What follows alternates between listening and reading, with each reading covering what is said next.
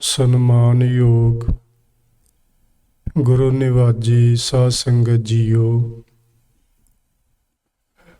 ਆਪ ਜੀ ਸਾਰੇ ਮਾਈ ਭਾਈ ਸਤਿਗੁਰੂ ਜੀ ਦੀ ਪਰਮ ਪਵਿੱਤਰ ਹਜ਼ੂਰੀ ਅੰਦਰ ਸੱਜ ਬੈਠੇ ਹੋ। ਗੁਰਬਾਣੀ ਕੀਰਤਨ ਆਪ ਜੀ ਨੇ ਬੜੇ ਪਿਆਰ ਨਾਲ ਸ਼ਰਵਨ ਕੀਤਾ ਹੈ। ਆਓ ਹੁਣ ਆਪਣੀਆਂ ਮਨੋਬਿਰਤੀਆਂ ਗੁਰਬਾਣੀ ਗੁਰਮਤਿ ਦੀ ਵਿਚਾਰਧਾਰਾ ਨਾਲ ਜੋੜੀਏ। ਆਪਾਂ ਐਤਵਾਰ ਵਾਲੇ ਦਿਨ ਗੁਰਬਾਣੀ ਵਿੱਚ ਆਏ ਹੋਏ ਜੋ ਸਿਰਲੇਖ ਹਨ, ਉਹਨਾਂ ਸਿਰਲੇਖਾਂ ਉੱਤੇ ਵਿਚਾਰ ਕਰ ਰਹੇ ਹਾਂ ਜਾਂ ਉਹਨਾਂ ਨੂੰ ਸਮਝਣ ਦੀ ਕੋਸ਼ਿਸ਼ ਕਰ ਰਹੇ ਹਾਂ। ਅੱਜ ਦੀ ਵਿਚਾਰ ਪ੍ਰਾਰੰਭ ਕਰਨ ਤੋਂ ਪਹਿਲਾਂ 1-2 ਮਿੰਟ ਆਪ ਜੀ ਦੇ ਲੈਣਾ ਚਾਹਾਂਗਾ। ਆਪਾਂ ਸਾਰਿਆਂ ਨੇ ਆਪੋ ਆਪਣੀ ਜ਼ਿੰਦਗੀ ਦੇ ਅੰਦਰ ਬਹੁਤ ਕੁਝ ਸਮਾਜਿਕ ਤੌਰ ਤੇ ਚੰਗਾ ਵੇਖਿਆ ਹੋਵੇਗਾ,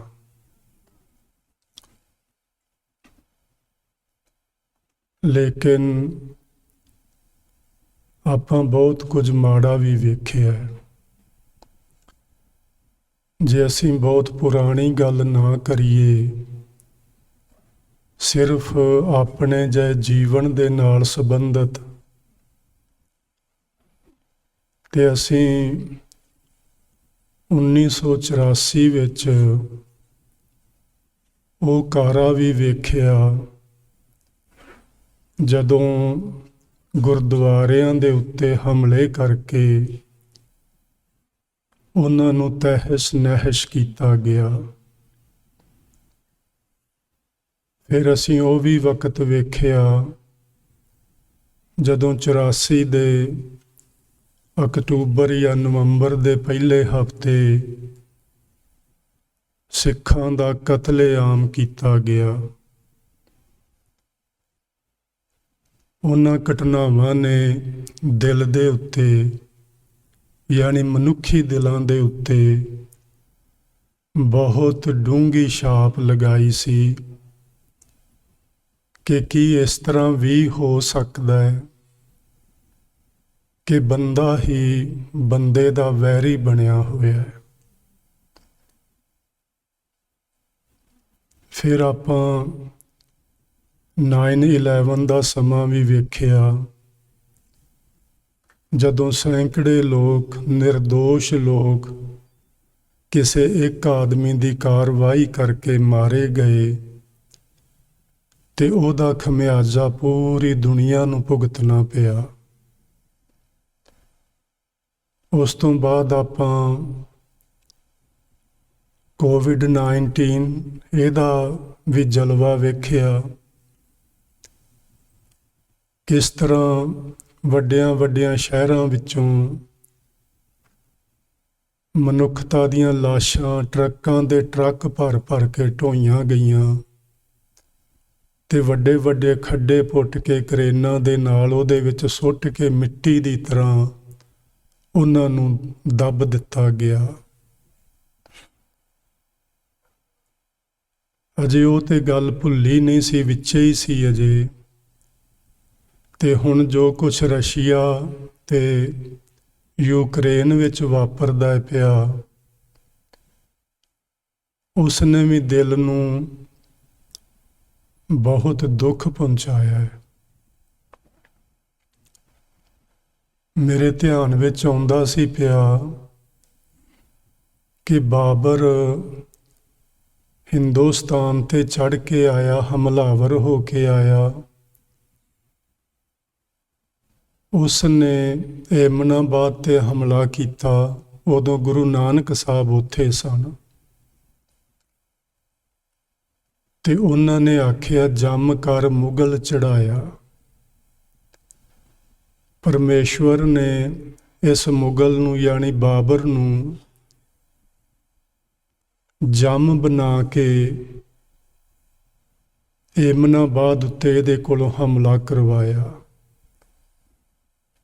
ਭਾਵ ਇਹ ਕਿ ਬਾਬਰ ਨੇ ਇੰਨੀ ਮਾਰ ਮਾਰੀ ਹਿੰਦੁਸਤਾਨੀਆਂ ਨੂੰ ਕਿ ਸੱਚਮੁੱਚ ਹੀ ਬਾਬਰ ਇਉਂ ਲੱਗਣ ਲੱਗ ਪਿਆ ਕਿ ਜਿਵੇਂ ਉਹ ਜੰਮ ਦਾ ਰੂਪ ਧਾਰਨ ਕਰਕੇ ਹਿੰਦੁਸਤਾਨੀਆਂ ਨੂੰ ਮਾਰਨ ਲਈ ਆਇਆ ਹੋਵੇ।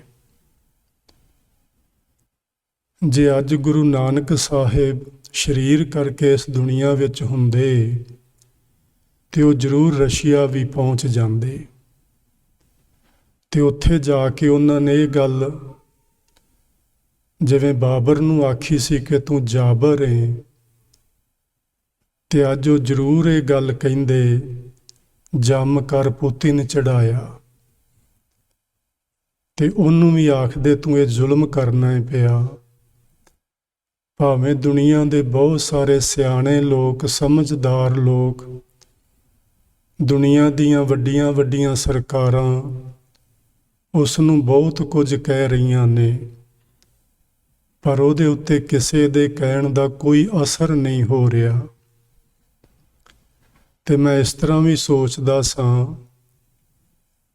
ਕਿ ਸਾਡੇ ਸਭਨਾਂ ਦੇ ਉੱਤੇ ਜਿਹੜਾ ਸਾਡੇ ਮਨਾਂ ਤੇ ਕਿਸੇ ਆਖੇ ਹੋਏ ਦਾ ਅਸਰ ਹੁੰਦਾ ਹੈ, ਉਹ ਵੇਖਣ ਵਾਲੀ ਗੱਲ ਹੁੰਦੀ ਹੈ ਕਿ ਆਖ ਕੌਣ ਰਿਹਾ ਹੈ।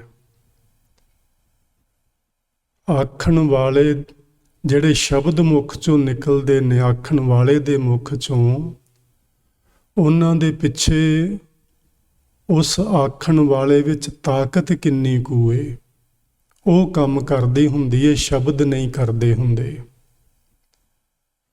ਸੋ ਸੱਚਮੁੱਚ ਅੱਜ ਜ਼ਰੂਰਤ ਹੈ ਮਨੁੱਖਤਾ ਨੂੰ ਬੜੇ ਸੁਹਿਰਦ ਬਣਨ ਦੀ, ਇੱਕ ਦੂਜੇ ਨਾਲ ਪਿਆਰ ਕਰਨ ਦੀ, ਇੱਕ ਦੂਜੇ ਦਾ ਸਾਥ ਦੇਣ ਦੀ, ਨਾ ਕਿ ਇੱਕ ਦੂਜੇ ਦੀਆਂ ਲੱਤਾਂ ਖਿੱਚਣ ਦੀ, ਨਾ ਕਿ ਇੱਕ ਦੂਜੇ ਨੂੰ ਮਾਰਨ ਲਈ, ਨਾ ਕਿ ਕਿਸੇ ਦੇਸ਼ ਨੂੰ ਕਬਰਸਤਾਨ ਵਿੱਚ ਬਦਲ ਦਿੱਤਾ ਜਾਏ। ਇਸ ਦੀ ਜ਼ਰੂਰਤ ਸੀ ਸਾਨੂੰ ਮਨੁੱਖਤਾ ਨਾਲ ਪਿਆਰ ਕਰਨ ਦੀ। ਮਨੁੱਖਤਾ ਨਾਲ ਹੀ ਕਿਉਂ, ਸਮੁੱਚੇ ਜੀਵਾਂ ਨਾਲ, ਸਮੁੱਚੀ ਵਨਸਪਤੀ ਨਾਲ, ਇਸ ਪੂਰੇ ਬ੍ਰਹਿਮੰਡ ਦੇ ਨਾਲ ਮਨੁੱਖ ਜਾਤੀ ਨੇ ਪਿਆਰ ਕਰਨਾ ਸੀ।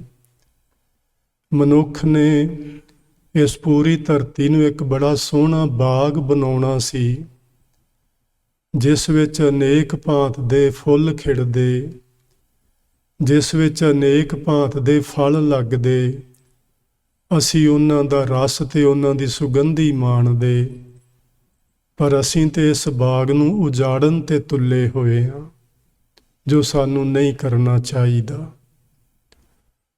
ਸੋ ਜੀ ਇੰਨੀ ਕੁ ਵਿਚਾਰ ਮੇਰੇ ਮਨ 'ਚ ਆ ਰਹੀ ਸੀ।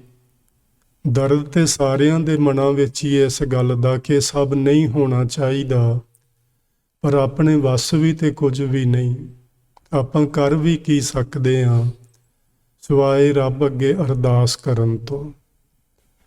ਸੋ ਆਪਾਂ ਸਾਰੇ ਜਣੇ ਜਦੋਂ ਕਿਤੇ ਮਨ ਥੋੜ੍ਹਾ ਜਿਹਾ ਸ਼ਾਂਤ ਹੋਵੇ, ਪਰਮਾਤਮਾ ਨੂੰ ਚੇਤੇ 'ਚ ਲਿਆ ਕੇ ਉਹਨੂੰ ਆਖਿਆ ਕਰੀਏ, ਵਾਹਿਗੁਰੂ ਸਭ ਜੀਵਾਂ ਦਾ ਭਲਾ ਕਰ। ਸੋ ਆਓ ਹੁਣ ਅਸੀਂ ਅੱਜ ਦੀ ਵਿਚਾਰ ਪ੍ਰਾਰੰਭ ਕਰਦੇ ਹਾਂ। ਆਪਾਂ ਰਾਗ ਰਾਮਕਲੀ ਵਿੱਚ ਆਏ ਹੋਏ ਜਿਹੜੇ ਸਿਰਲੇਖ ਨੇ ਉਹਨਾਂ ਨੂੰ ਸਮਝ ਰਹੇ ਹਾਂ। ਰਾਮਕਲੀ ਰਾਗ ਦੇ ਅੰਦਰ ਸ਼੍ਰੀ ਗੁਰੂ ਅਮਰਦਾਸ ਸਾਹਿਬ ਮਹਾਰਾਜ ਜੀ ਦੀ ਉਚਾਰੀ ਹੋਈ ਇਹ ਵਾਰ ਹੈ, ਜਿਸ ਦਾ ਸਿਰਲੇਖ ਹੈ, ਜੋਧ ਹੈ ਵੀਰੈ ਪੂਰ ਬਾਣੀ ਕੀ ਧੁਨੀ। ਸੋ ਆਪਾਂ ਇਹ ਪਿੱਛੇ ਸਮਝ ਲਿਆ ਸੀ ਕਿ ਜਿਹੜੀਆਂ ਧੁਨੀਆਂ ਹਨ, ਇਹ ਗੁਰੂ ਅਰਜਨ ਦੇਵ ਮਹਾਰਾਜ ਜੀ ਨੇ ਚੜਵਾਈਆਂ ਭਾਈ ਗੁਰਦਾਸ ਜੀ ਪਾਸੋਂ, ਕਿ ਜਿਹੜੇ ਵਾਰਾਂ ਨੂੰ ਗਾਉਣ ਵਾਲੇ ਸੱਜਣ ਨੇ, ਇਹ ਉਹਨਾਂ ਦੇ ਲਈ ਇੱਕ ਹਿਦਾਇਤ ਹੈ। ਕਿ ਤੁਸੀਂ ਇਸ ਵਾਰ ਨੂੰ ਇਸ ਧੁਨੀ ਉੱਤੇ ਗਾਉਣਾ ਹੈ। ਧੁਨੀ ਦਾ ਮਤਲਬ ਅੱਜ ਕੱਲ੍ਹ ਅਸੀਂ ਟਿਊਨ ਆਖ ਸਕਦੇ ਹਾਂ। ਇਸ ਲਹਿਜੇ ਵਿੱਚ, ਇਸ ਟਿਊਨ ਤੇ ਇਸ ਨੂੰ ਗਾਉਣਾ ਹੈ, ਜਿਸ ਲਹਿਜੇ ਵਿੱਚ ਜੋਧੇ ਵੀਰੇ ਦੀ ਧੁਨੀ ਯਾਨੀ ਉਹਦੀ ਵਾਰ ਗਾਈ ਜਾਂਦੀ ਸੀ, ਉਹਦੇ ਤੇ ਤੁਸੀਂ ਇਸ ਵਾਰ ਦਾ ਗਾਇਨ ਕਰਨਾ ਹੈ। ਪਰ ਅਫਸੋਸ ਤੇ ਇਸ ਗੱਲ ਦਾ ਹੈ ਕਿ ਅਸੀਂ ਇੱਕ ਵਾਰ ਨੂੰ ਛੱਡ ਕੇ ਬਾਕੀ 21 ਵਾਰਾਂ ਜਿਹੜੀਆਂ ਗੁਰੂ ਗ੍ਰੰਥ ਸਾਹਿਬ ਜੀ ਦੀਆਂ ਨੇ, ਉਹਨਾਂ ਨੂੰ ਕਦੀ ਕਿਸੇ ਨੇ ਗਾਇਆ ਹੀ ਨਹੀਂ। ਮੈਂ ਤੇ ਆਪਣੇ 67 ਸਾਲਾਂ 'ਚ ਨਹੀਂ ਜੀ ਸੁਣਿਆ ਵੀ ਕਿਸੇ ਇੱਕ ਵਿਅਕਤੀ ਨੇ ਕੋਈ ਇੱਕ ਵੀ ਹੋਰ ਵਾਰ ਗਾਵੀ ਹੋਵੇ। ਕਿਸੇ ਨੇ ਨਹੀਂ ਗਾਈ। ਸਾਰੀਆਂ ਹੀ ਬਾਣੀਆਂ, ਸਾਰੀਆਂ ਵਾਰਾਂ ਇਹ ਗਾਉਣ ਵਾਸਤੇ ਹੀ ਗੁਰੂ ਮਹਾਰਾਜ ਨੇ ਲਿਖੀਆਂ ਨੇ, ਤੇ ਫਿਰ ਇਹਨਾਂ ਦੇ ਵਿੱਚ ਆਏ ਹੋਏ ਜਿਹੜੇ ਬਚਨ ਨੇ, ਉਹਨਾਂ ਨੂੰ ਸਮਝ ਕੇ ਜੀਵਨ ਵਿੱਚ ਵਸਾਉਣਾ ਚਾਹੀਦਾ ਹੈ। ਸੋ ਅਸੀਂ ਸਮਝਦੇ ਹਾਂ ਜੋਧਾ ਤੇ ਵੀਰਾ ਇਹ ਦੋ ਭਰਾ ਕੌਣ ਨੇ। ਪੂਰਬਾਣੀ ਇੱਕ ਰਾਜਪੂਤ ਰਾਜਾ ਹੋਇਆ ਹੈ, ਉਹਦਾ ਇਹ ਨਾਂ ਹੈ ਪੂਰਬਾਣੀ। ਰਾਜਪੂਤ ਰਾਜਾ ਇਹ ਅਕਬਰ ਦੇ ਵੇਲੇ ਹੋਏ ਨੇ। ਉਹਦੇ 2 ਪੁੱਤਰ ਨੇ, ਜੋਧਾ ਤੇ ਵੀਰਾ। ਇਹ ਪੰਜਾਬ ਦੇ ਖਿੱਤੇ ਵਿੱਚ ਰਹਿਣ ਵਾਲੇ ਲੋਕ ਨੇ।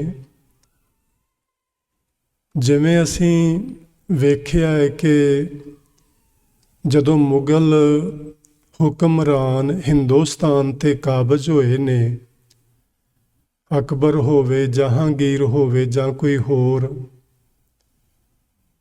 ਜਿਹੜੇ ਰਾਜਪੂਤ ਰਾਜੇ ਸਨ, ਸਾਰੇ ਤੇ ਨਹੀਂ ਲੇਕਿਨ ਉਹਨਾਂ ਵਿੱਚੋਂ ਬਹੁਤੇ ਮੁਗਲ ਸਰਕਾਰ ਤੋਂ ਡਰਦੇ ਹੋਏ ਉਹਨਾਂ ਦੇ ਨਾਲ ਆਪਣੇ ਰਿਸ਼ਤੇ ਕਾਇਮ ਕਰਨਾ ਚਾਹੁੰਦੇ ਸਨ। ਉਹ ਸਮਝ ਗਏ ਸਨ ਕਿ ਹੁਣ ਰਾਜ ਜਿਹੜਾ ਮੁਗਲਾਂ ਦੇ ਹੱਥ ਵਿੱਚ ਹਿੰਦੁਸਤਾਨ ਦਾ, ਉਹ ਵੱਡੀ ਤਾਕਤ ਹਨ। ਭਾਵੇਂ ਤਾਕਤ ਤੇ ਵੱਡੀ ਹਿੰਦੁਸਤਾਨੀਆਂ ਦੀ ਸੀ, ਲੇਕਿਨ ਉਹਨਾਂ ਦਾ ਆਪਸ ਵਿੱਚ ਇਕੱਠ ਨਹੀਂ ਸੀ, ਏਕਤਾ ਨਹੀਂ ਸੀ, ਜਿਸ ਕਾਰਨ ਉਹਨਾਂ ਨੂੰ ਇਸ ਤਰ੍ਹਾਂ ਲੱਗਦਾ ਸੀ ਕਿ ਇਹਨਾਂ ਮੁਗਲਾਂ ਦੀ ਤਾਕਤ ਸਾਡੇ ਨਾਲੋਂ ਵੱਡੀ ਏ, ਤੇ ਉਹਨਾਂ ਦੇ ਨਾਲ ਉਹ ਰਿਸ਼ਤੇ ਨਾਤੇ ਗੰਢਣਾ ਚਾਹੁੰਦੇ ਸਨ ਤਾਂ ਕਿ ਉਹਨਾਂ ਦੀ ਮਾਰ ਤੋਂ, ਉਹਨਾਂ ਦੇ ਗੁੱਸੇ ਤੋਂ ਬਚਿਆ ਜਾ ਸਕੇ।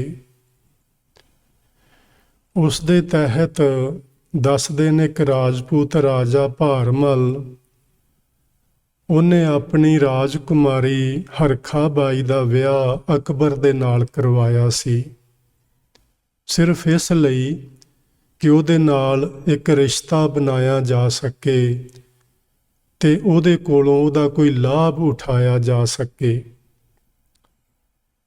ਇਹ ਜਿਹੜੀ ਹਰਖਾ ਬਾਈ ਸੀ, ਜਦੋਂ ਇਹਦਾ ਅਕਬਰ ਦੇ ਨਾਲ ਵਿਆਹ ਹੋਇਆ ਤੇ ਇਹਦਾ ਨਾਮ ਮਰੀਅਮ ਉਜ ਜ਼ਮਾਨੀ ਰੱਖਿਆ ਗਿਆ।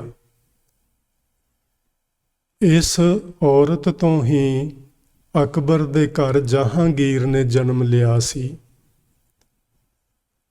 ਜਹਾਂਗੀਰ, ਉਹਦਾ ਜਿਹੜਾ ਵਿਆਹ ਹੈ, ਪਹਿਲਾ ਵਿਆਹ, ਕਿਉਂਕਿ ਇਹਨਾਂ ਦੇ ਕਈ ਵਿਆਹ ਹੁੰਦੇ ਸਨ।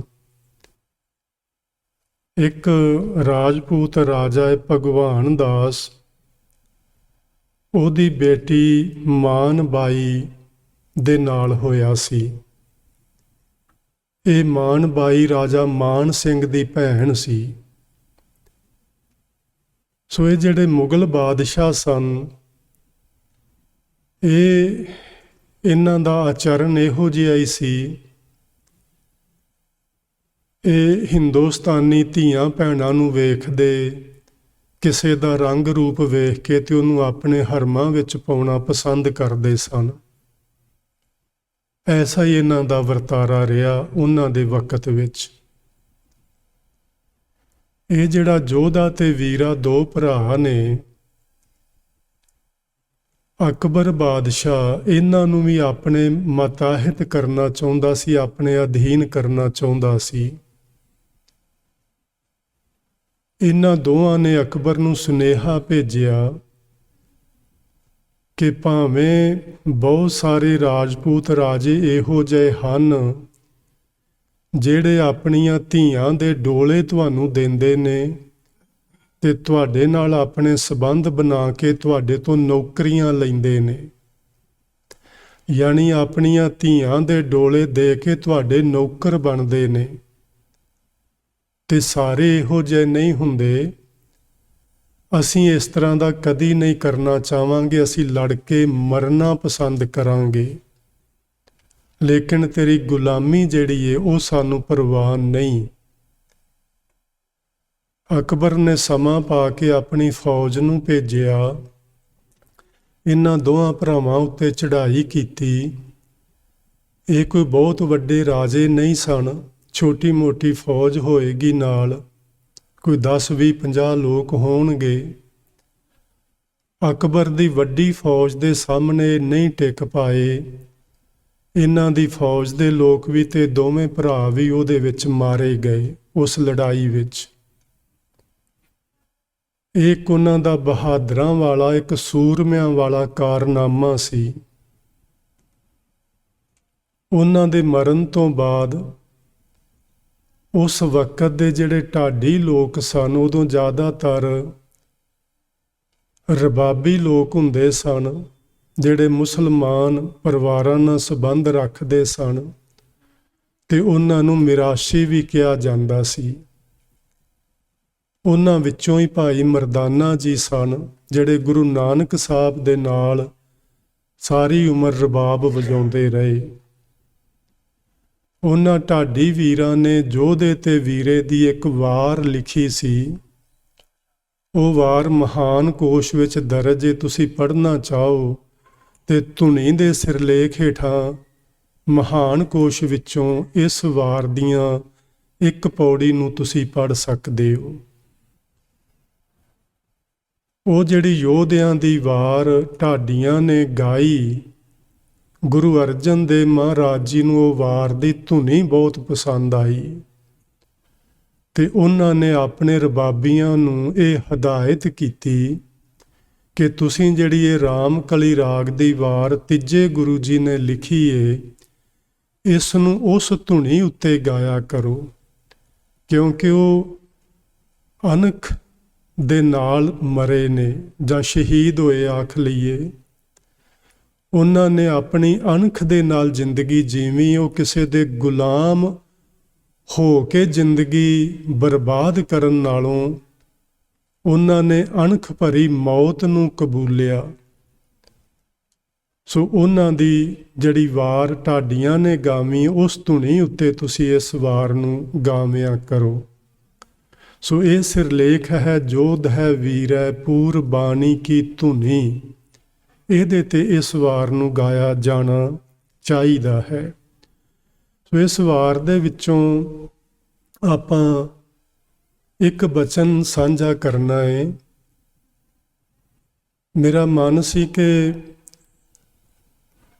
ਮੈਂ ਇਹ ਗੱਲ ਤੁਹਾਡੇ ਨਾਲ ਸਾਂਝੀ ਕਰਾਂ ਕਿ ਗੁਰਬਾਣੀ ਇੱਕ ਮਿਸ਼ਰੀ ਦੀ ਤਰ੍ਹਾਂ ਹੈ। ਮਿਸ਼ਰੀ ਨੂੰ ਤੁਸੀਂ ਕਿਸੇ ਪਾਸਿਓਂ ਚੱਖ ਕੇ ਵੇਖੋ, ਖਾ ਕੇ ਵੇਖੋ, ਉਹਦਾ ਜਿਹੜਾ ਟੇਸਟ ਹੁੰਦਾ, ਜਿਹੜਾ ਸਵਾਦ ਹੁੰਦਾ, ਉਹ ਮਿੱਠਾ ਹੁੰਦਾ। ਕਿਸੇ ਪਾਸਿਓਂ ਵੀ ਖਾਓ ਉਹਨੂੰ। ਗੁਰਬਾਣੀ ਨੂੰ ਕਿਸੇ ਪਾਸਿਓਂ ਵੀ ਪੜ੍ਹੋ, ਕੋਈ ਸ਼ਬਦ ਪੜ੍ਹੋ, ਪਹਿਲਾਂ ਪੜ੍ਹੋ, ਪਿੱਛੋਂ ਪੜ੍ਹੋ, ਸ਼ਬਦ ਨੂੰ ਵਿਚਕਾਇਓਂ ਪੜ੍ਹੋ, ਗੱਲ ਤੁਹਾਨੂੰ ਨਾਮ ਦੀ ਹੀ ਮਿਲੇਗੀ। ਭਾਵੇਂ ਕਿਤੇ ਕਿਤੇ ਗੁਰੂ ਜੀ ਨੇ ਨਾਮ ਜਪਣ ਵਾਲਿਆਂ ਦੀ ਗੱਲ ਕੀਤੀ, ਨਾਮ ਜਪਣਾ ਕਿਵੇਂ ਉਸ ਦੀ ਗੱਲ ਕੀਤੀ।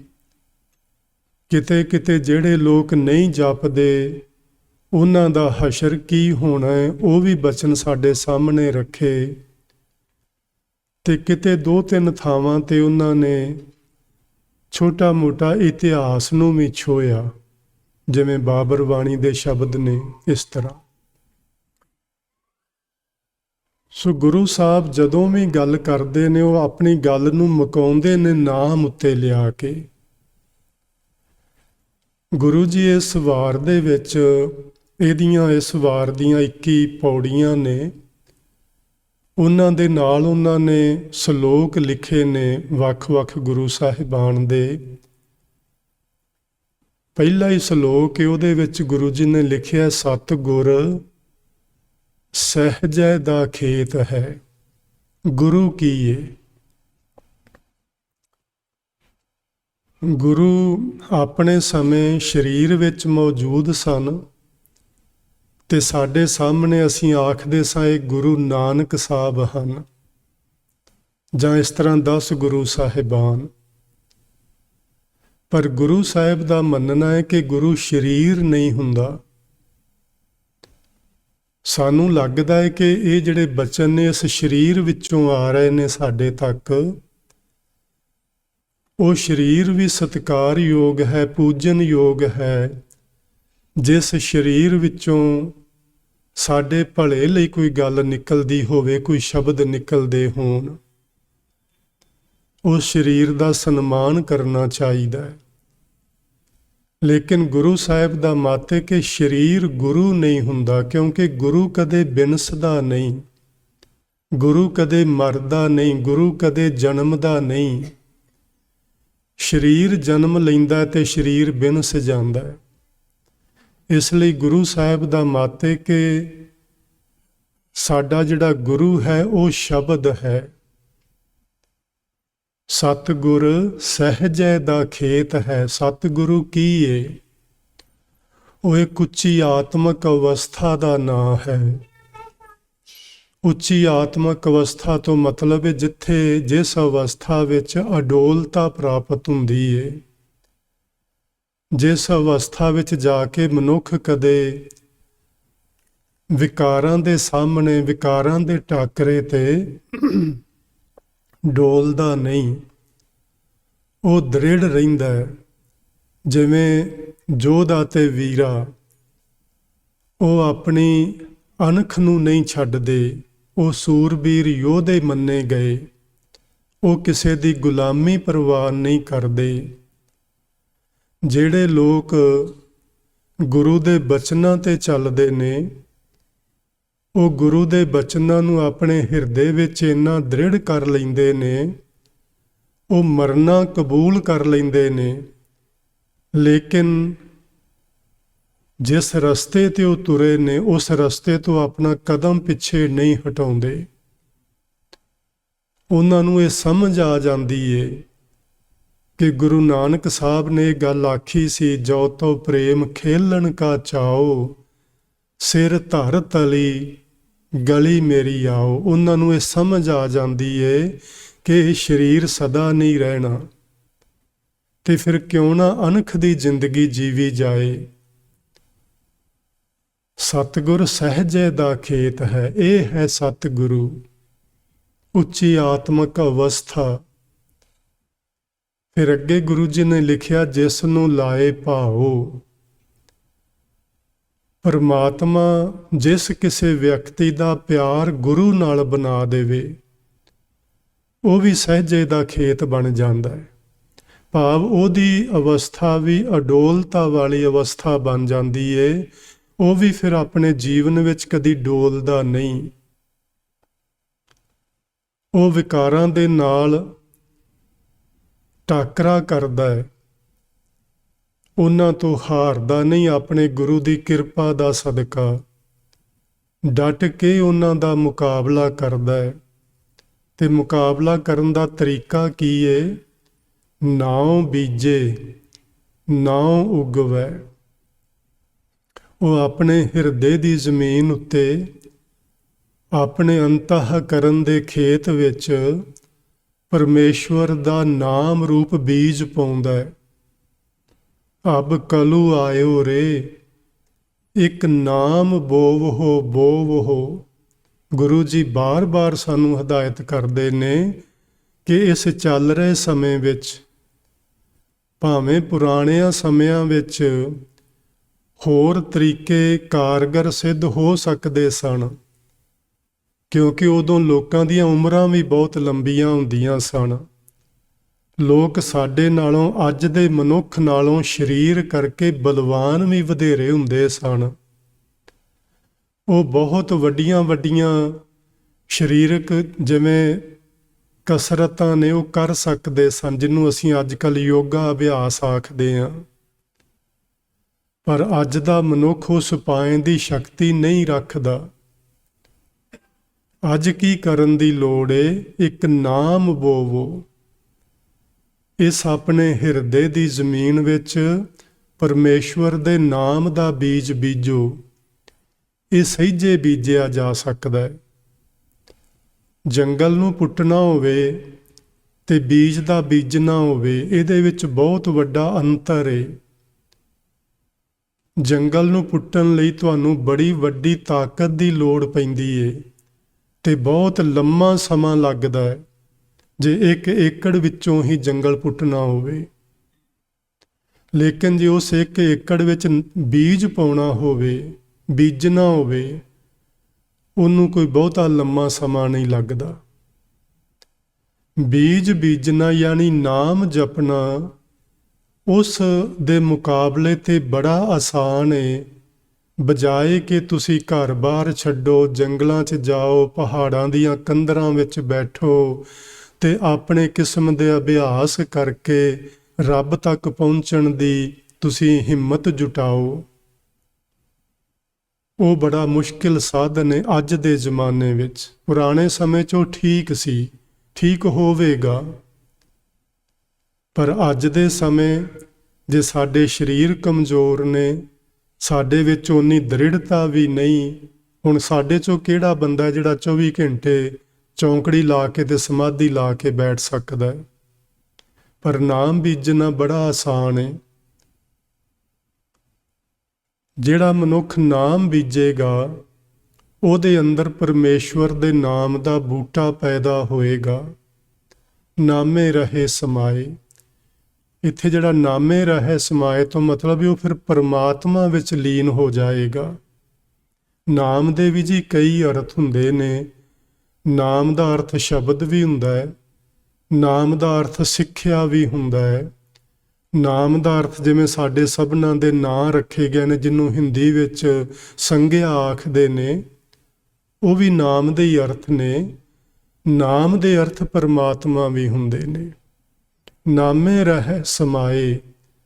ਉਹ ਮਨੁੱਖ ਜਿਹੜੇ ਨਾਮ ਜਪਣਗੇ ਯਾਨੀ ਸ਼ਬਦ ਦੀ ਕਮਾਈ ਕਰਨਗੇ, ਉਹ ਮਨੁੱਖ ਵਾਹਿਗੁਰੂ ਜੀ ਦੇ ਵਿੱਚ ਸਮਾ ਜਾਣਗੇ, ਉਹਦੇ 'ਚ ਲੀਨ ਹੋ ਜਾਣਗੇ। ਤੇ ਇਹ ਲੀਨਤਾ ਜਿਉਂਦੇ ਜੀ ਹੋਣੀ ਹੈ। ਮਰਨ ਤੋਂ ਬਾਅਦ ਦੀ ਗੱਲ ਗੁਰੂ ਜੀ ਕੋਈ ਨਹੀਂ ਕਰਦੇ ਕਿ ਮਰਨ ਤੋਂ ਬਾਅਦ ਸਾਡਾ ਕੁਝ ਸੰਵਰੇਗਾ, ਕੁਝ ਵੇਖਾਂਗੇ, ਮੁਕਤੀ ਮਿਲੇਗੀ। ਗੁਰੂ ਜੀ ਦਾ ਇਹ ਮਤ ਨਹੀਂ ਹੈ। ਮਿਲਦੀ ਹੋਏਗੀ, ਮਿਲੇਗੀ, ਆਪਾਂ ਨੂੰ ਉਹਦੇ ਨਾਲ ਕੋਈ ਵਾਸਤਾ ਨਹੀਂ। ਲੇਕਿਨ ਗੁਰੂ ਦਾ ਮਤ ਹੈ ਕਿ ਜੇ ਤੁਸੀਂ ਜਿਉਂਦੇ ਜੀ ਵਾਹਿਗੁਰੂ ਵਿੱਚ ਲੀਨ ਨਹੀਂ ਹੋਏ, ਜਦੋਂ ਕਿ ਤੁਹਾਡੇ ਕੋਲ ਇਹ ਸਰੀਰ ਹੈ, ਤੁਹਾਡੇ ਕੋਲ ਦਿਲ ਹੈ, ਦਿਮਾਗ ਹੈ, ਬੁੱਧੀ ਹੈ, ਤੁਹਾਡੇ ਕੋਲ ਸਾਰੇ ਸਾਧਨ ਨੇ ਲੀਨ ਹੋਣ ਦੇ, ਜੇ ਤੁਸੀਂ ਉਦੋਂ ਲੀਨ ਨਾ ਹੋ ਪਾਏ ਤੇ ਮਰਨ ਤੋਂ ਬਾਅਦ ਕਿਵੇਂ ਹੋਵੋਗੇ? ਤੇ ਗੱਲ ਜਾਪਦੀ ਵੀ ਸੱਚ ਹੈ ਕਿ ਜਿਹੜਾ ਬੰਦਾ ਹੁਣ ਜਿਉਂਦੇ ਜੀ ਨਾਮ ਨਾ ਜਪ ਸਕਿਆ, ਜਿਉਂਦੇ ਜੀ ਮਨੁੱਖਤਾ ਦੀ ਸੇਵਾ ਨਾ ਕਰ ਸਕਿਆ, ਜਿਉਂਦੇ ਜੀ ਪਰਉਪਕਾਰ ਨਾ ਕਰ ਸਕਿਆ, ਉਹ ਮਰਨ ਤੋਂ ਬਾਅਦ ਕਿਵੇਂ ਕਰੇਗਾ? ਉਦੋਂ ਤੇ ਸਰੀਰ ਨਹੀਂ ਹੋਣਾ ਇਹਦੇ ਕੋਲ। ਭਾਵੇਂ ਮੰਨਦੇ ਹਾਂ ਆਤਮਾ ਰਹੇਗੀ, ਪਰ ਆਤਮਾ ਨੂੰ ਇਹ ਸਾਰਾ ਕੁਝ ਕਰਨ ਲਈ ਸਰੀਰ ਦੀ ਲੋੜ ਹੁੰਦੀ ਹੈ। ਸੋ ਅੱਜ ਸਾਡੇ ਕੋਲ ਆਤਮਾ ਵੀ ਹੈ ਤੇ ਸਰੀਰ ਵੀ ਹੈ, ਮਨ ਵੀ ਹੈ ਤੇ ਦਿਲ ਵੀ ਹੈ, ਦਿਮਾਗ ਵੀ ਹੈ, ਬੁੱਧੀ ਵੀ ਹੈ।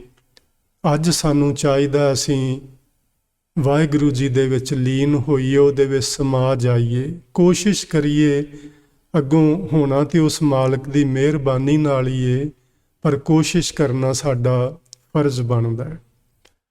ਸੋ ਇਸ ਲਈ ਮੈਂ ਆਖਿਆ ਕਿ ਗੁਰਬਾਣੀ ਨੂੰ ਕਿਸੇ ਪਾਸਿਓਂ ਵੀ ਪੜ੍ਹ ਕੇ ਵੇਖੋ, ਕਿਸੇ ਪਾਸਿਓਂ ਇਹਦੇ ਤੇ ਨਿਗਾਹ ਮਾਰੋ, ਤੁਹਾਨੂੰ ਗੱਲ ਨਾਮ ਦੀ ਹੀ ਮਿਲੇਗੀ। ਸੋ ਆਪਾਂ ਸਾਰੇ ਜਿੰਨੇ ਭੈਣ ਭਰਾ ਸਤ ਸੰਗਤ ਵਿੱਚ ਬੈਠਦੇ ਹਾਂ, ਕੋਸ਼ਿਸ਼ ਕਰੀਏ ਕਿ ਆਪਾਂ ਨਾਮ ਦਾ ਅਭਿਆਸ ਜਿਨ੍ਹਾਂ ਨੇ ਸ਼ੁਰੂ ਕੀਤਾ, ਤੁਸੀਂ ਭਾਗਾਂ ਵਾਲੇ ਹੋ। ਜਿਨ੍ਹਾਂ ਨੇ ਨਹੀਂ ਕੀਤਾ ਉਹ ਸ਼ੁਰੂ ਆਪਾਂ ਜ਼ਰੂਰ ਕਰੀਏ। ਇਹ ਕਰਨਾ ਚਾਹੀਦਾ ਹੈ। ਇਸ ਤੋਂ ਬਿਨਾਂ ਸਾਡਾ ਗੁਜ਼ਾਰਾ ਨਹੀਂ ਹੋਣਾ। ਇਸ ਤੋਂ ਬਿਨਾਂ ਅਸੀਂ ਉਜੜੇ ਪੈ ਜਾਵਾਂਗੇ, ਅਸੀਂ ਜਨਮ ਮਰਨ ਦੇ ਗੇੜ ਵਿੱਚ ਪੈ ਜਾਵਾਂਗੇ ਤੇ ਫਿਰ ਪਤਾ ਨਹੀਂ ਵਾਰੀ ਕਦੋਂ ਮਿਲੇਗੀ। ਉਹ ਵੀ ਪਰਮਾਤਮਾ ਦੇ ਹੱਥ ਵਿੱਚ ਹੈ, ਸਾਡੇ ਹੱਥ ਵਿੱਚ ਨਹੀਂ ਕਿ ਅਸੀਂ ਇਸ ਸਰੀਰ ਨੂੰ ਛੱਡਣ ਤੋਂ ਬਾਅਦ ਫਿਰ ਮਨੁੱਖ ਜਾਮਾ ਆਪਣੀ ਮਰਜ਼ੀ ਨਾਲ ਲੈ ਸਕਾਂਗੇ। ਐਸਾ ਨਹੀਂ ਹੋਣ ਵਾਲਾ। ਸੋ ਆਪਾਂ ਨਾਮ ਜ਼ਰੂਰ ਜਪਿਆ ਕਰੀਏ। ਅਗਲਾ ਬਚਨ ਹੈ ਰਾਮਕਲੀ ਕੀ ਵਾਰ। ਇਸ ਰਾਮਕਲੀ ਰਾਗ ਦੇ ਅੰਦਰ 3 ਵਾਰਾਂ ਮੌਜੂਦ ਨੇ ਜੀ। ਇੱਕ ਵਾਰ ਤੀਜੇ ਪਾਤਸ਼ਾਹ ਦੀ, ਇੱਕ ਪੰਜਵੇਂ ਪਾਤਸ਼ਾਹ ਦੀ ਤੇ ਇੱਕ ਹੈ ਇਹ ਰਾਏ ਬਲਵੰਡ ਤਥਾ ਸੱਤੈ ਡੂਮ ਆਖੀ। ਇਹ ਅਗਲਾ ਸਿਰਲੇਖ ਹੈ, ਕਿਉਂਕਿ ਆਪਾਂ ਗੱਲ ਕੇਵਲ ਸਿਰਲੇਖਾਂ ਦੀ ਕਰ ਰਹੇ ਹਾਂ। ਇਹ ਉਸ ਤੋਂ ਅਗਲਾ ਸਿਰਲੇਖ ਹੈ, ਵਾਰ ਪੰਨਾ ਨੰਬਰ 966 ਤੋਂ ਸ਼ੁਰੂ ਹੁੰਦੀ ਏ। ਅਸੀਂ ਥੋੜ੍ਹਾ ਜਿਹਾ ਇਹਦੇ ਬਾਰੇ ਸਮਝ ਲਈਏ ਕਿ ਰਾਏ ਬਲਵੰਡ ਤੇ ਸੱਤਾ ਡੂਮ ਇਹ ਕੌਣ ਸਨ। ਇਤਿਹਾਸ ਵਿੱਚ ਦੱਸਿਆ ਜਾਂਦਾ ਹੈ ਕਿ ਰਾਏ ਬਲਵੰਡ ਅਤੇ ਤਥਾ ਦਾ ਮਤਲਬ ਹੈ ਅਤੇ ਸੱਤਾ ਡੂਮ। ਡੂਮ ਦਾ ਮਤਲਬ ਮਿਰਾਸ਼ੀ ਹੁੰਦਾ ਹੈ, ਮੁਸਲਮਾਨ ਘਰਾਣਿਆਂ ਨਾਲ ਸੰਬੰਧਿਤ ਹੁੰਦੇ ਸਨ। ਰਾਏ ਜਿਹੜਾ ਸ਼ਬਦ ਹੈ ਇਹ ਹਿੰਦੂ ਸਮਾਜ ਨਾਲ ਸੰਬੰਧ ਰੱਖਦਾ ਸੀ ਉਸ ਵਕਤ। ਬਲਵੰਡ ਹਿੰਦੂ ਪਰਿਵਾਰ ਨਾਲ ਸੰਬੰਧ ਰੱਖਦਾ ਹੈ। ਸੱਤਾ ਜਿਹੜਾ ਇਹ ਡੂਮ ਮਿਰਾਸ਼ੀ ਮੁਸਲਮਾਨ ਪਰਿਵਾਰ ਨਾਲ ਸੰਬੰਧਿਤ ਹੈ। ਭਾਵੇਂ ਗੁਰਮਤਿ ਵਿੱਚ ਇਸ ਚੀਜ਼ ਨੂੰ ਬਿਲਕੁਲ ਨਹੀਂ ਧਿਆਨ ਵਿੱਚ ਲਿਆਂਦਾ ਗਿਆ ਕਿ ਕੋਈ ਜਾਤੀਵਾਦ ਵੀ ਹੁੰਦਾ ਹੈ, ਲੇਕਿਨ ਇਹ ਸੰਸਾਰ ਦੇ ਅੰਦਰ ਆਦਿ ਕਾਲ ਤੋਂ ਚੀਜ਼ ਚੱਲੀ ਆ ਰਹੀ ਹੈ ਤੇ ਇਸ ਨੂੰ ਹਟਾਇਆ ਵੀ ਨਹੀਂ ਜਾ ਸਕਣਾ। ਇਹ ਸਮਾਜ ਵੱਖ-ਵੱਖ ਲੋਕ ਇਕੱਠੇ ਹੋ ਕੇ ਆਪਣਾ ਸਮਾਜ ਸਿਰਜਦੇ ਨੇ। ਜਿਨ੍ਹਾਂ ਲੋਕਾਂ ਦੀ ਵਿਚਾਰਧਾਰਾ ਇੱਕੋ ਜਿਹੀ ਹੁੰਦੀ ਏ ਉਹ ਇੱਕ ਆਪਣਾ ਛੋਟਾ ਜਿਹਾ ਜਥਾ ਬਣਾ ਲੈਂਦੇ ਨੇ। ਉਹ ਜਥੇ ਨਾਲ ਹੌਲੀ-ਹੌਲੀ ਲੋਕ ਜੁੜਦੇ ਜਾਂਦੇ ਨੇ। ਉਸੇ ਵਿਚਾਰਧਾਰਾ ਦੇ ਜਿਹੜੇ ਧਾਰਨੀ ਹੁੰਦੇ ਨੇ, ਹੌਲੀ-ਹੌਲੀ ਉਹ ਜਥਾ ਵੱਡਾ ਹੁੰਦਾ ਇੱਕ ਸਮਾਜ ਦਾ ਰੂਪ ਧਾਰਨ ਕਰ ਜਾਂਦਾ ਹੈ। ਤੇ ਉਸ ਸਮਾਜ ਨੂੰ ਅਸੀਂ ਕਿਸੇ ਨੂੰ ਸਿੱਖ ਸਮਾਜ ਆਖਦੇ, ਕਿਸੇ ਨੂੰ ਹਿੰਦੂ ਸਮਾਜ ਕਹਿੰਦੇ, ਕਿਸੇ ਨੂੰ ਇਸਲਾਮ ਮਤ ਕਹਿ ਦਿੰਦੇ, ਕਿਸੇ ਨੂੰ ਈਸਾਈ ਸਮਾਜ ਕਹਿੰਦੇ ਆ। ਇਸ ਤਰ੍ਹਾਂ ਇਹ ਸਮਾਜ ਬਣ ਜਾਂਦੇ ਨੇ। ਸੋ ਸਮਾਜ ਦਾ ਹੋਣਾ ਕੋਈ ਮਾੜੀ ਗੱਲ ਨਹੀਂ, ਇਹ ਚੰਗੀ ਗੱਲ ਏ। ਲੇਕਿਨ ਇੱਕ ਗੱਲ ਧਿਆਨ 'ਚ ਰੱਖਣੀ ਹੈ, ਜਿਹੜੀ ਅਸੀਂ ਗਲਤੀ ਕੀਤੀ ਹੈ ਜਿੱਥੇ ਕਿ ਅਸੀਂ ਇੱਕ ਸਮਾਜ ਦੂਜੇ ਸਮਾਜ ਦੇ ਵੈਰੀ ਬਣ ਗਏ ਹਾਂ। ਇਹ ਨਹੀਂ ਸੀ ਹੋਣਾ ਚਾਹੀਦਾ। ਇੱਕ ਸਮਾਜ ਨੂੰ ਦੂਜੇ ਸਮਾਜ ਨਾਲ ਪਿਆਰ ਕਰਨਾ ਚਾਹੀਦਾ ਸੀ। ਆਪਾਂ ਗੁਰਬਾਣੀ ਵਿੱਚੋਂ ਪੜ੍ਹਦੇ ਹਾਂ ਕਿ ਇਹ ਹਰ ਕਾ ਬਾਗਰਾ ਹੈ ਇਹ ਧਰਤੀ, ਭਾਵ ਵਾਹਿਗੁਰੂ ਜੀ ਦਾ ਬਾਗ ਹੈ। ਤੇ ਬਾਗ ਕੀ, ਉਹਦੇ ਵਿੱਚ ਅਸੀਂ ਸਾਰੇ ਵੱਖ-ਵੱਖ ਕਿਸਮ ਦੇ ਫੁੱਲ ਤੇ ਫਲ ਲਗਾਏ ਗਏ ਹਾਂ ਵਾਹਿਗੁਰੂ ਜੀ ਵੱਲੋਂ।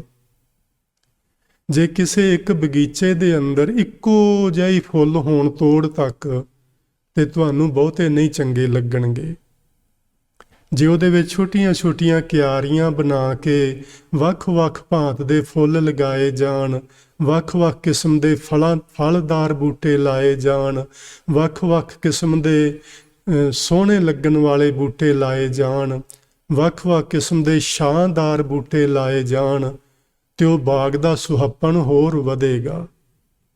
ਸੋ ਇਹ ਸਾਡੇ ਜਿੰਨੇ ਸਮਾਜ ਨੇ, ਮਾਨੋ ਇਹ ਛੋਟੀਆਂ-ਛੋਟੀਆਂ ਕਿਆਰੀਆਂ ਹਨ ਇਸ ਧਰਤੀ ਉੱਤੇ, ਜਿਨ੍ਹਾਂ ਵਿੱਚ ਅਨੇਕ ਭਾਂਤ ਦੇ ਕਿੰਨੇ ਸੋਹਣੇ-ਸੋਹਣੇ ਫੁੱਲ ਖਿੜੇ ਹੋਏ ਨੇ ਤੇ ਸਾਨੂੰ ਇਹਨਾਂ ਦੀ ਸੰਭਾਲ ਕਰਨੀ ਚਾਹੀਦੀ ਸੀ।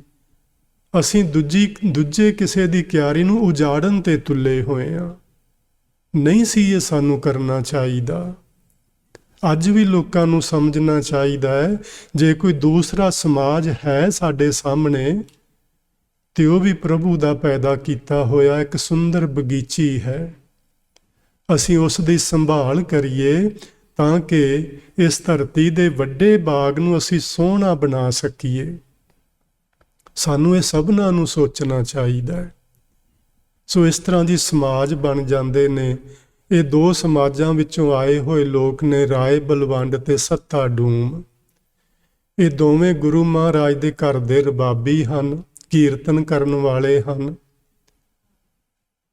ਇਤਿਹਾਸ ਵਿੱਚ ਲਿਖਿਆ ਕਿ ਇਹਨਾਂ ਦੀ ਬੇਟੀ ਦੀ ਸ਼ਾਦੀ ਸੀ ਤੇ ਇਹਨਾਂ ਨੇ ਗੁਰੂ ਮਹਾਰਾਜ ਜੀ ਕੋਲੋਂ ਮਾਇਆ ਦੀ ਮੰਗ ਕੀਤੀ ਕਿ ਸਾਨੂੰ ਆਪਣੀ ਧੀ ਦੇ ਵਿਆਹ ਵਾਸਤੇ ਕੁਛ ਵਧੇਰੇ ਪੈਸਿਆਂ ਦੀ ਲੋੜ ਹੈ। ਗੁਰੂ ਮਹਾਰਾਜ ਜੀ ਨੇ ਆਖਿਆ ਰਾਏ ਬਲਵੰਡ ਜੀ ਤੇ ਸੱਤਾ ਡੂਮ ਜੀ ਨੂੰ ਕਿ ਤੁਸੀਂ ਸਾਡੇ ਬੱਚਿਆਂ ਵਰਗੇ ਹੋ ਤੇ ਜਿਹੜੀ ਉਹ ਬੇਟੀ ਜਿਸ ਦਾ ਤੁਸੀਂ ਵਿਆਹ ਕਰਨਾ ਉਹ ਕੇਵਲ ਤੁਹਾਡੀ ਹੀ ਨਹੀਂ, ਉਹ ਤੇ ਸਾਡੀ ਵੀ ਬੇਟੀ ਹੈ। ਅਸੀਂ ਕਿਉਂ ਨਹੀਂ ਉਹਦੀ ਆਪਣੀ ਧੀ ਦੇ ਵਿਆਹ ਵਿੱਚ ਜੋ ਕੁਝ ਤੁਹਾਨੂੰ ਚਾਹੀਦਾ ਤੁਹਾਨੂੰ ਦੇਵਾਂਗੇ। ਲੇਕਿਨ ਉਹਨਾਂ ਦਾ ਮਨ ਥੋੜ੍ਹਾ ਜਿਹਾ ਡਾਵਾਂਡੋਲ ਸਥਿਤੀ ਵਿੱਚ ਚਲਾ ਗਿਆ। ਆਖਣ ਲੱਗੇ ਨਹੀਂ ਮਹਾਰਾਜ, ਤੁਸੀਂ ਜਿਹੜੀ ਫਲਾਣੇ ਦਿਨ ਦੀ ਗੁਰੂ ਦਰਬਾਰ ਦੀ ਭੇਟ ਹੈ ਸਾਨੂੰ ਉਹ ਦੇ ਦਿਓ। ਗੁਰੂ ਮਹਾਰਾਜ ਨੇ ਆਖਿਆ ਤੁਸੀਂ ਉਹ ਲੈ ਲਓ, ਇਹਦੇ 'ਚ ਕਿਹੜੀ ਵੱਡੀ ਗੱਲ ਹੈ। ਜਿਵੇਂ ਨਹੀਂ ਹੁੰਦਾ ਕਈ ਵਾਰੀ ਜਦੋਂ ਨਵਾਂ ਸਾਲ ਚੜ੍ਹਦਾ ਤੇ ਇੱਥੇ ਮਾਇਆ ਦਾ ਢੇਰ ਲੱਗਾ ਹੁੰਦਾ। ਜਦੋਂ ਗੁਰੂ ਨਾਨਕ ਸਾਹਿਬ ਦਾ ਪੁਰਬ ਹੁੰਦਾ ਉਦੋਂ ਵੀ ਬਹੁਤ ਸੰਗਤ ਆਉਂਦੀ ਹੈ ਤੇ ਮਾਇਆ ਦੇ ਖੁੱਲ੍ਹੇ ਗੱਫੇ ਲੋਕ ਚੜਾਉਂਦੇ ਨੇ। ਇਸ ਤਰ੍ਹਾਂ ਦਾ ਦਿਨ ਉਹਨਾਂ ਨੇ ਆਪਣੀ ਮਰਜ਼ੀ ਨਾਲ ਕੋਈ ਚੁਣ ਲਿਆ ਕਿ ਉਸ ਫਲਾਣੇ ਦਿਨ ਦੀ ਮਾਇਆ ਸਾਨੂੰ ਦਿੱਤੀ ਜਾਏ। ਗੁਰੂ ਮਹਾਰਾਜ ਜੀ ਨੇ ਆਖਿਆ ਕੋਈ ਗੱਲ ਨਹੀਂ, ਤੁਸੀਂ ਉਸ ਦਿਨ ਦੀ ਮਾਇਆ ਲੈ ਜਾਣਾ, ਇਹਦੇ 'ਚ ਕਿਹੜੀ ਵੱਡੀ ਗੱਲ ਹੈ। ਭਾਣਾ ਇਸ ਤਰ੍ਹਾਂ ਦਾ ਕੋਈ ਰੱਬ ਦਾ ਵਾਪਰਿਆ ਕਿ ਉਸ ਦਿਨ ਮੌਸਮ ਦੀ ਖਰਾਬੀ ਦੇ ਕਾਰਨ ਲੋਕ ਬਹੁਤੇ ਆ ਹੀ ਨਾ ਸਕੇ ਤੇ ਚੜਾਵਾ ਨਾ ਚੜਿਆ। ਇਸ ਗੱਲੋਂ ਉਹਨਾਂ ਨੂੰ ਇਉਂ ਲੱਗਾ ਕਿ ਸ਼ਾਇਦ ਗੁਰੂ ਜੀ ਨੇ ਆਪ ਲੋਕਾਂ ਨੂੰ ਰੋਕ ਦਿੱਤਾ ਵੀ ਅੱਜ ਤੁਸੀਂ ਨਾ ਆਇਆ ਜੇ। ਇਸ ਤਰ੍ਹਾਂ ਉਹਨਾਂ ਦੇ ਮਨ ਵਿੱਚ ਵਿਚਾਰ ਆਈ, ਕਿਉਂਕਿ ਸਾਡਾ ਮਨ ਇਹੋ ਜਿਹਾ ਹੀ ਆਪੇ ਹੀ ਉਧੇੜ ਬੁਣ ਅਸੀਂ ਕਰਨ ਲੱਗ ਪੈਂਦੇ ਆ ਇਸ ਕਰਕੇ ਹੋ ਗਿਆ, ਜੇ ਇਸ ਤਰ੍ਹਾਂ ਨਾ ਹੁੰਦਾ ਤੇ ਉਸ ਤਰ੍ਹਾਂ ਹੋ ਜਾਣਾ ਸੀ। ਇਹ ਸਾਡੀ ਆਪਣੀ ਮਨ ਦੀ ਐਵੇਂ ਇੱਕ ਕਲਪਨਾ ਜੀ ਅੰਦਰ ਪੈਦਾ ਹੋ ਜਾਂਦੀ ਤੇ ਅਸੀਂ ਫਿਰ ਉਹਦੇ ਵਿੱਚ ਕਲਪਦੇ ਰਹਿੰਦੇ ਹਾਂ। ਉਹ ਵੀ ਇਸ ਤਰ੍ਹਾਂ ਹੀ ਕਲਪਦੇ ਰਹੇ ਤੇ ਗੁਰੂ ਮਹਾਰਾਜ ਨਾਲ ਉਹਨਾਂ ਨੇ ਨਾਰਾਜ਼ਗੀ ਜ਼ਾਹਰ ਕੀਤੀ ਕਿ ਅਸੀਂ ਅੱਜ ਤੋਂ ਬਾਅਦ ਇੱਥੇ ਕੀਰਤਨ ਹੀ ਨਹੀਂ ਕਰਨ ਆਉਣਾ। ਗੁਰੂ ਮਹਾਰਾਜ ਨੇ ਬੜੇ ਪਿਆਰ ਨਾਲ ਸਮਝਾਇਆ। ਹੁਣ ਤੁਹਾਨੂੰ ਪਤਾ ਹੀ ਹੈ ਗੁਰੂ ਅਰਜਨ ਦੇਵ ਮਹਾਰਾਜ ਕਿੰਨੇ ਸ਼ਾਂਤ ਸਵਰੂਪ ਨੇ। ਉਹਨਾਂ ਦੀ ਸਾਰੀ ਜ਼ਿੰਦਗੀ ਵਿੱਚ ਕਿਸੇ ਬੰਦੇ ਨੇ ਉਹਨਾਂ ਦੇ ਮੱਥੇ ਤੇ ਗੁੱਸੇ ਦਾ ਵੱਟ ਪਿਆ ਹੋਇਆ ਨਹੀਂ ਵੇਖਿਆ। ਉਹ ਹਮੇਸ਼ਾ ਸ਼ਾਂਤ ਰਹਿੰਦੇ ਸਨ, ਜਿਵੇਂ ਸਾਗਰ ਦੀ ਭਾਂਤੀ, ਸਾਗਰ ਦੀ ਤਰ੍ਹਾਂ। ਉਹਨਾਂ ਵਿੱਚ ਕੋਈ ਵੀ ਉੱਚੀ ਨੀਵੀਂ ਤਰੰਗ ਨਹੀਂ ਸੀ ਉੱਠਦੀ। ਆਖਣ ਲੱਗੇ ਵੀ ਅਸੀਂ ਤੁਹਾਡੇ ਹੁਣ ਇੱਥੇ ਦਰਬਾਰ ਵਿੱਚ ਕੀਰਤਨ ਹੀ ਨਹੀਂ ਕਰਿਆ ਕਰਨਾ, ਕਿਉਂਕਿ ਤੁਸੀਂ ਸੰਗਤ ਨੂੰ ਰੋਕ ਕੇ ਤੇ ਇਸ ਦਿਨ ਆਉਣ ਤੋਂ ਮਨ੍ਹਾ ਕਰ ਦਿੱਤਾ ਤੇ ਸਾਨੂੰ ਚੜ੍ਹਾਵਾ ਨਹੀਂ ਮਿਲਿਆ। ਗੁਰੂ ਮਹਾਰਾਜ ਨੇ ਬੜੇ ਪਿਆਰ ਨਾਲ ਸਮਝਾਇਆ ਕਿ ਨਹੀਂ ਭਾਈ, ਇਸ ਤਰ੍ਹਾਂ ਦੀ ਕੋਈ ਗੱਲ ਨਹੀਂ।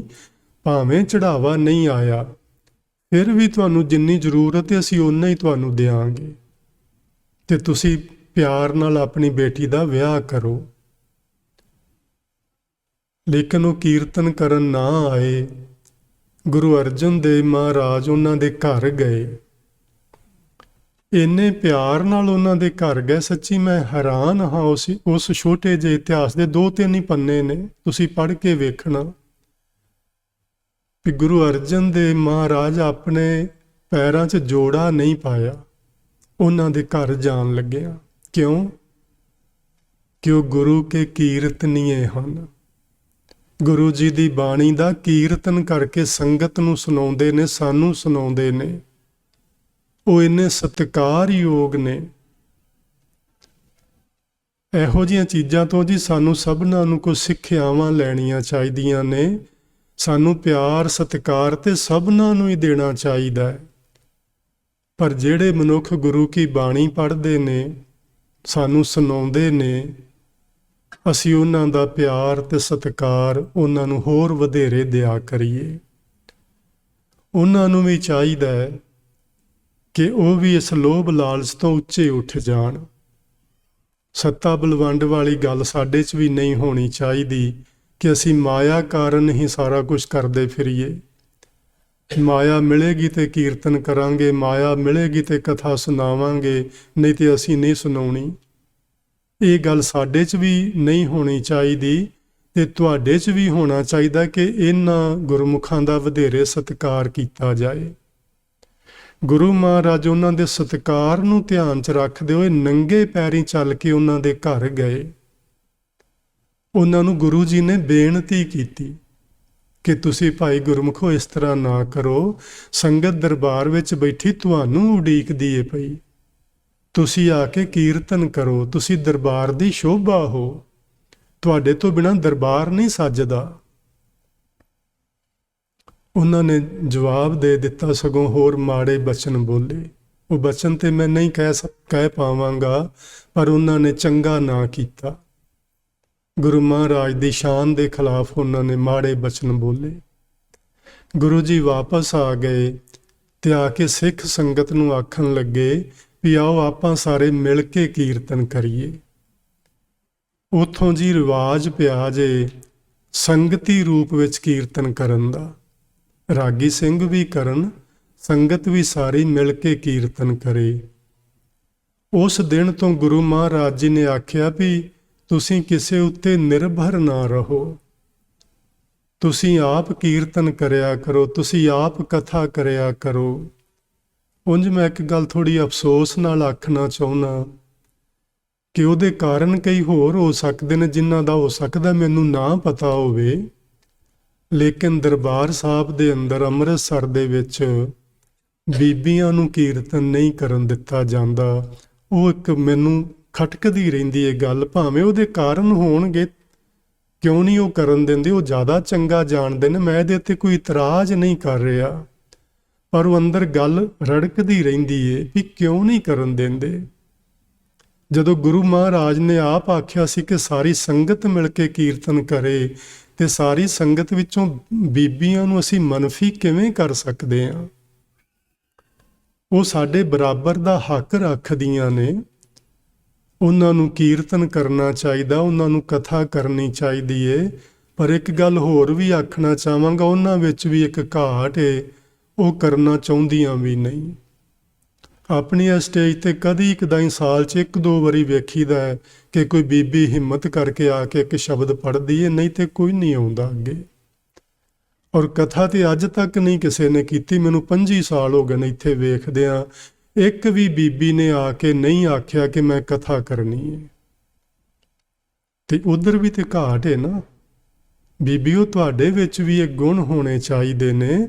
ਤੁਸੀਂ ਵੀ ਆਓ ਅੱਗੇ, ਕੋਈ ਕਥਾ ਕਰੇ, ਕੋਈ ਕੀਰਤਨ ਕਰੇ, ਕੋਈ ਸਾਨੂੰ ਪਾਠ ਸੁਣਾਵੇ, ਕੋਈ ਹਿੰਮਤ ਕਰੋ, ਕੋਈ ਚੌਰ ਸਾਹਿਬ ਦੀ ਸੇਵਾ ਕਰਿਆ ਕਰੋ। ਕੋਈ ਬੀਬੀ ਹੁਕਮਨਾਮਾ ਕਿਉਂ ਨਹੀਂ ਲੈਂਦੀ? ਕੋਈ ਬੀਬੀ ਅਰਦਾਸ ਕਿਉਂ ਨਹੀਂ ਕਰਦੀ? ਤੁਸੀਂ ਕਿਉਂ ਨਹੀਂ ਅੱਗੇ ਆਉਂਦੀਆਂ? ਤੁਸੀਂ ਵੀ ਹਿੰਮਤ ਕਰੋ। ਤੇ ਅਸੀਂ ਜਿਹੜੇ ਮਨੁੱਖ ਜਾਤੀ ਏ, ਇਹਨਾਂ ਨੂੰ ਵੀ ਚਾਹੀਦਾ ਕਿ ਤੁਹਾਨੂੰ ਬਰਾਬਰ ਦਾ ਸਥਾਨ, ਬਣਦਾ ਯੋਗ ਸਥਾਨ ਇਹ ਵੀ ਦੇਣਾ ਚਾਹੀਦਾ ਹੈ। ਸੋ ਜੀ ਸਮਾਂ ਹੋ ਗਿਆ, ਆਪਾਂ ਇੱਥੋਂ ਹੀ ਫਿਰ ਅਗਲੀ ਗੱਲ ਅਗਲੇ ਐਤਵਾਰ ਨੂੰ ਸ਼ੁਰੂ ਕਰਾਂਗੇ। ਤੇ ਫਿਰ ਇਹ ਸੱਤਾ ਬਲਵੰਡ ਜੀ ਦੀ ਥੋੜ੍ਹੀ ਜਿਹੀ ਗੱਲ ਬਾਕੀ ਰਹਿ ਗਈ, ਉਹ ਪੂਰੀ ਕਰਕੇ ਤੇ ਆਪਾਂ ਇਸ ਵਾਰ ਦੇ ਅੰਦਰ ਜੋ ਗੁਰੂ ਮਹਾਰਾਜ ਨੇ ਸਾਨੂੰ ਗਿਆਨ ਬਖਸ਼ਿਆ, ਬੜਾ ਹੀ, ਵੈਸੇ ਤੇ ਗਿਆਨ ਹੀ ਹੁੰਦਾ ਹੈ, ਉਹਨੂੰ ਛੋਟਾ ਵੱਡਾ ਤੇ ਅਸੀਂ ਨਹੀਂ ਕਹਿ ਸਕਦੇ, ਲੇਕਿਨ ਕਈ ਚੀਜ਼ਾਂ ਹੁੰਦੀਆਂ ਜਿਹਨੂੰ ਆਸਾਨੀ ਨਾਲ ਸਮਝਿਆ ਜਾ ਸਕਦਾ ਹੈ। ਕਈ ਗੱਲਾਂ ਹੁੰਦੀਆਂ ਨੇ ਬੜੀਆਂ ਗਹਿਰੀਆਂ, ਬੜੀਆਂ ਡੂੰਘੀਆਂ ਹੁੰਦੀਆਂ ਨੇ, ਜਿਹੜੀਆਂ ਆਮ ਬੰਦੇ ਦੇ ਸਿਰ ਦੇ ਉੱਤੋਂ ਲੰਘ ਜਾਂਦੀਆਂ ਨੇ। ਪਰ ਕੁਝ ਬਚਨ ਇੰਨੇ ਸਾਦੇ ਹੁੰਦੇ ਨੇ ਕਿ ਉਹ ਸਾਡੇ ਹਿਰਦੇ ਤੱਕ ਸਹਿਜ ਸੁਭਾਅ ਪਹੁੰਚ ਜਾਂਦੇ ਨੇ। ਸੋ ਉਹਨਾਂ ਬਚਨਾਂ ਨੂੰ ਆਪਾਂ ਸਮਝਣ ਦੀ ਕੋਸ਼ਿਸ਼ ਕਰਾਂਗੇ। ਤੁਸੀਂ ਬੜੇ ਪਿਆਰ ਨਾਲ ਬੈਠ ਕੇ ਅੱਜ ਇਸ ਵਿਚਾਰ ਨੂੰ ਸ਼ਰਵਣ ਕੀਤਾ ਹੈ, ਉਹਦੇ ਲਈ ਮੈਂ ਆਪ ਸਭਨਾਂ ਦਾ ਧੰਨਵਾਦ ਕਰਦਾ ਹਾਂ। ਮੇਰੇ ਪਾਸੋਂ ਵਿਚਾਰ ਕਰਦਿਆਂ ਹੋਈਆਂ ਭੁੱਲਾਂ ਦੀ ਮੈਂ ਖਿਮਾ ਚਾਹਾਂਗਾ। ਪਿਆਰ ਨਾਲ ਆਖੋ ਜੀ, ਵਾਹਿਗੁਰੂ ਜੀ ਕਾ ਖਾਲਸਾ, ਵਾਹਿਗੁਰੂ ਜੀ ਕੀ ਫਤਿਹ।